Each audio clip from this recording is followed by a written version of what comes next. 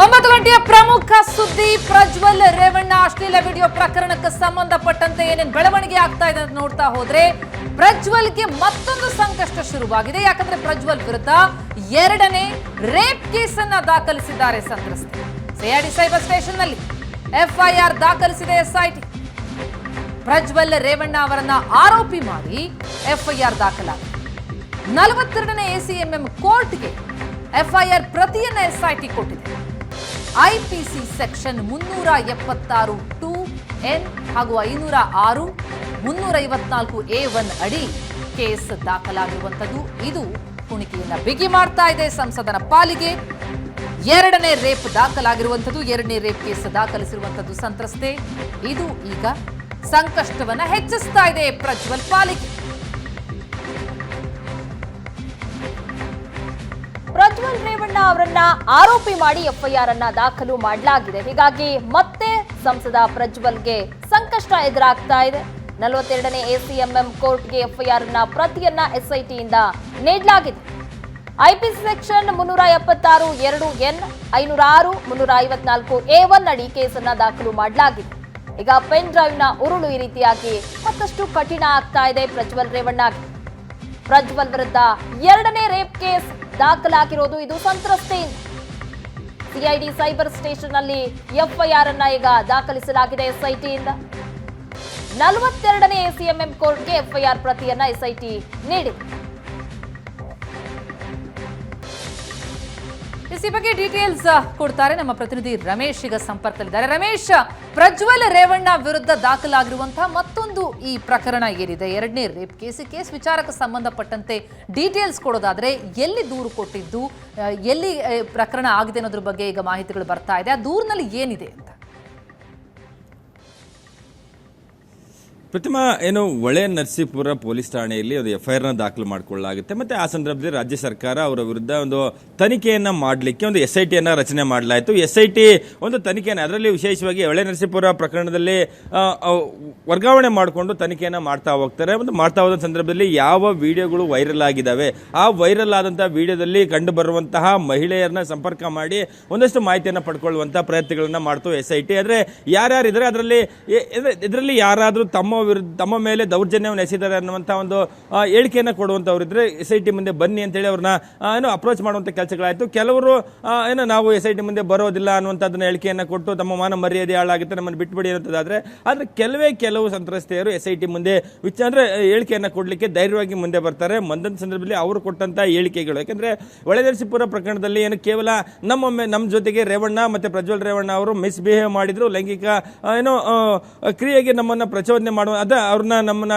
ಸೆಳೆಯುವಂತಹದ್ದು ಮತ್ತೆ ಬೇಡುವಂತಹದ್ದು ಕಾಡುವಂತಹದ್ದು ಮಾಡ್ತಾ ಇದ್ರು ಅಂತದ್ದು. ಹಾಗಾಗಿ 354A ಮಾತ್ರ ಆಗ್ಲಾಗಿತ್ತು. ಆದ್ರೆ ಎಸ್ಐಟಿ ಮುಂದೆ ಹೇಳಿದಂತಹ ಒಂದು ಸಂತ್ರಸ್ತರಿದ್ದಾರೆ, ನಮ್ಮನ್ನ ಬಳಕೆ ಮಾಡ್ಕೊಂಡಿದ್ದಾರೆ, ಎದರಿಸಿ ಬೆದರಿಸಿ ನಮ್ಮನ್ನ ಅಂದ್ರೆ ದೈಹಿಕವಾಗಿ ಬಳಕೆ ಮಾಡ್ಕೊಂಡಿದ್ದಾರೆ, ಅತ್ಯಾಚಾರವನ್ನ ಮಾಡಿದ್ದಾರೆ.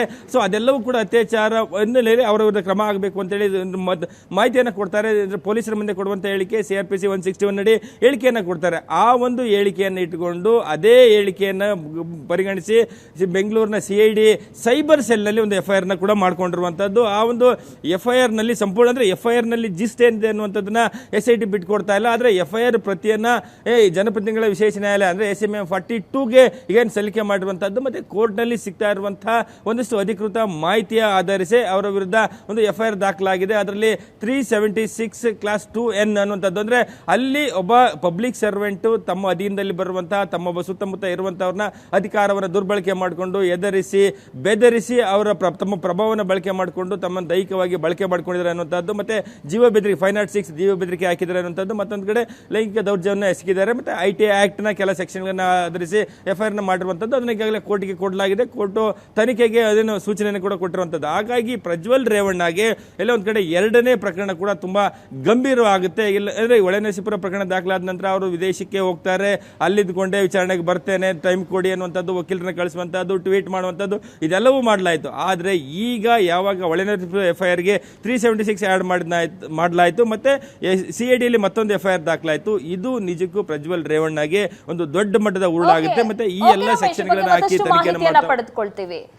ಇನ್ನು HD ರೇವಣ್ಣ ಪ್ರಜ್ವಲ್ ರೇವಣ್ಣಗೆ ಬಿಗ್ ಶಾಕ್ ಎದುರಾಗ್ತಾ ಇದೆ.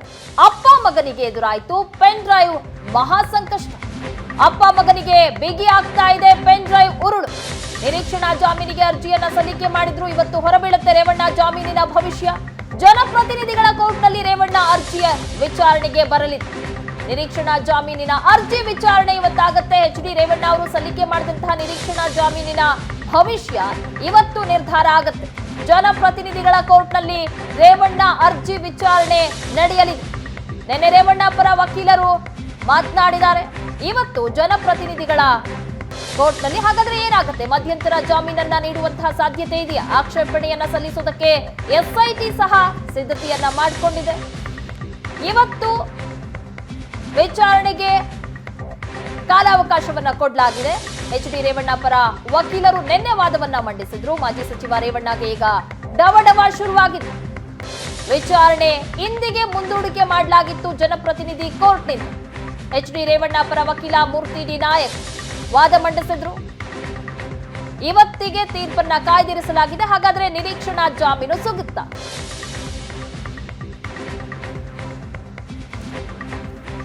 ಈ ಬಗ್ಗೆ ಹೆಚ್ಚಿನ ಡೀಟೇಲ್ಸ್ ಕೊಡ್ತಾರೆ ನಮ್ಮ ಪ್ರತಿನಿಧಿ ರಮೇಶ್. ರಮೇಶ್, ನಿರೀಕ್ಷಣಾ ಜಾಮೀನಿಗೆ ಅರ್ಜಿಯನ್ನ ಸಲ್ಲಿಕೆ ಮಾಡಿದ್ರು. ನಿನ್ನೆ ರೇವಣ್ಣ ಪರ ವಕೀಲರು ವಾದವನ್ನ ಮಂಡಿಸಿದ್ದಾರೆ. ಆದ್ರೆ ಇವತ್ತು ನಿರೀಕ್ಷಣಾ ಜಾಮೀನು ಸಿಗುತ್ತಾ ಇಲ್ವಾ ಅನ್ನುವಂತಹ ದೊಡ್ಡ ಪ್ರಶ್ನೆ ಇದೆ. ಯಾಕಂದ್ರೆ ಮತ್ತೊಂದು ಕೇಸ್ ದಾಖಲಾಗಿರೋದು, ರೇಪ್ ಕೇಸ್ ದಾಖಲಾಗಿರೋದ್ರಿಂದಾಗಿ ಏನೆಲ್ಲ ಬೆಳವಣಿಗೆ ಆಗ್ಬೋದು ಇವತ್ತು ಅಂತ. ಪ್ರಗತಿ, ನಿನ್ನೆಯವರೆಗೆ ಅಂದರೆ FIR ನಲ್ಲಿ 376 ಸೆಕ್ಷನ್ ಅನ್ನು ಅಂದರೆ ರೇಪ್ ಕೇಸನ್ನು ಆ್ಯಡ್ ಮಾಡುವವರೆಗೂ ಕೂಡ ಪ್ರಜ್ವಲ್ಗಾಗಲಿ ಅಥವಾ ಎಚ್.ಡಿ. ರೇವಣ್ಣಗಾಗಲಿ ಬೇಲ್ ಸಿಗುವಂಥ ಸಾಧ್ಯತೆಗಳು ಹೆಚ್ಚು ಅನ್ನುವಂಥದ್ದನ್ನು ಕಾನೂನು ಪಂಡಿತರು ಹೇಳ್ತಾರೆ.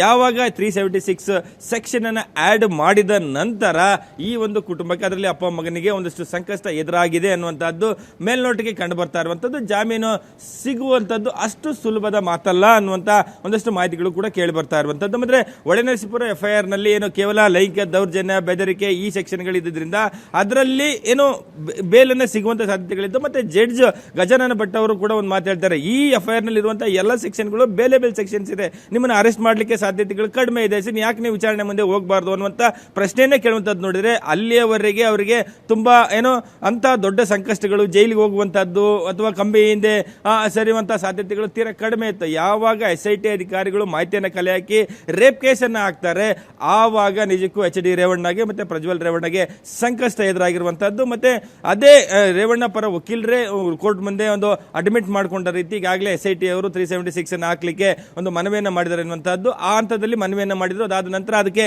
ಅನುಮತಿ ಕೂಡ ಸಿಕ್ಕಿದೆ ಅನ್ನುವಂಥದ್ದು ನಮಗೆ ಸಿಗ್ತಿರುವಂತಹ ಮಾಹಿತಿಗಳು. ಸೊ ಆ ಒಂದು ಮಾಹಿತಿ ಇವತ್ತು ಕೋರ್ಟ್ ಮುಂದೆ ಹೋಗಿದ್ದೆ ಆದಲ್ಲಿ ಈ ಒಂದು ಪ್ರಕರಣ ಗಂಭೀರ ಆಗುತ್ತೆ. ಸೊ ಅದಕ್ಕೆ ಸಂಬಂಧಪಟ್ಟಂತೆ SIT ಮುಂದೆ ಏನೆಲ್ಲ ಸಾಕ್ಷಿಗಳಿದೆ, ಹೇಳಿಕೆಗಳನ್ನೇನು ದಾಖಲಾಗಿದೆ, ಮತ್ತೆ ವಿಡಿಯೋ ವೈರಲ್ ಸಂಬಂಧಪಟ್ಟಂತೆ ಏನೆಲ್ಲ ಮಾಹಿತಿಗಳಿದೆ, ಇಲ್ಲಿವರೆಗೆ ನಡೆದಂತ ತನಿಖೆಯ ಒಂದಷ್ಟು ಜಿಸ್ಟ್ಗಳನ್ನ SIT ಅಧಿಕಾರಿಗಳು ನ್ಯಾಯಾಲಯದ ಮುಂದೆ ಕೊಡ್ತಾರೆ. ಆ ಒಂದು ಮಾಹಿತಿಗಳು ನಿಜಕ್ಕೂ ಒಂದಷ್ಟು ಗಂಭೀರವಾಗಿದ್ದೆ ಆದಲ್ಲಿ ಅಂದ್ರೆ ಸೆಷನ್ ಕೋರ್ಟ್ ನಲ್ಲಿ ಅಂದ್ರೆ ಜನಪ್ರತಿನಿಧಿಗಳ ವಿಶೇಷ ನ್ಯಾಯಾಲಯದಲ್ಲಿ ಈ ಒಂದು ಅರ್ಜಿ ಮಾನ್ಯ ಆಗುವಂತಹ ಸಾಧ್ಯತೆಗಳು ತೀರಾ ಕಡಿಮೆ ಇರುವಂತದ್ದು. ಸೊ ಹಾಗಾಗಿ ಇವತ್ತು ನಡೆಯುವಂತಹ ವಿಚಾರಣೆ ಏನಿದೆ ಅದು ಸಾಕಷ್ಟು ಏನೋ ಕುತೂಹಲ ಮೂಡಿಸಿರುವಂತಹದ್ದು. ಎಲ್ಲ ಒಂದ್ ಕಡೆ ನಮಗೆ ಈಸಿಯಾಗಿ ನಿರೀಕ್ಷಣಾ ಜಾಮೀನು ಸಿಗುತ್ತೆ ಅನ್ನುವಂತ ಒಂದಷ್ಟು ಆಸೆ ಇಟ್ಕೊಂಡು ಅರ್ಜಿ ಸಲ್ಲಿಸಿದಂತ ರೇವಣ್ಣಗೆ ಇವತ್ತೆಲ್ಲ ಒಂದಷ್ಟು ನಿರಾಶೆ ಆಗುತ್ತಾ ಅನ್ನುವಂಥದ್ದು ಕೂಡ ಮೇಲ್ನೋಟ ಕಂಡು ಬರ್ತಾ ಇರುವಂಥದ್ದು. ಅದೇನೇ ಆದ್ರೂ ಕೂಡ ಕೋರ್ಟ್ನ ಪ್ರೊಸೀಡಿಂಗ್ಸ್ ಇವತ್ತು ಒಂದಷ್ಟು ಕುತೂಹಲನ ಮೂಡಿಸಿದೆ. Pragati, yes, thank you so much Ramesh ತಮ್ಮೆಲ್ಲ ಮಾಹಿತಿಗೆ.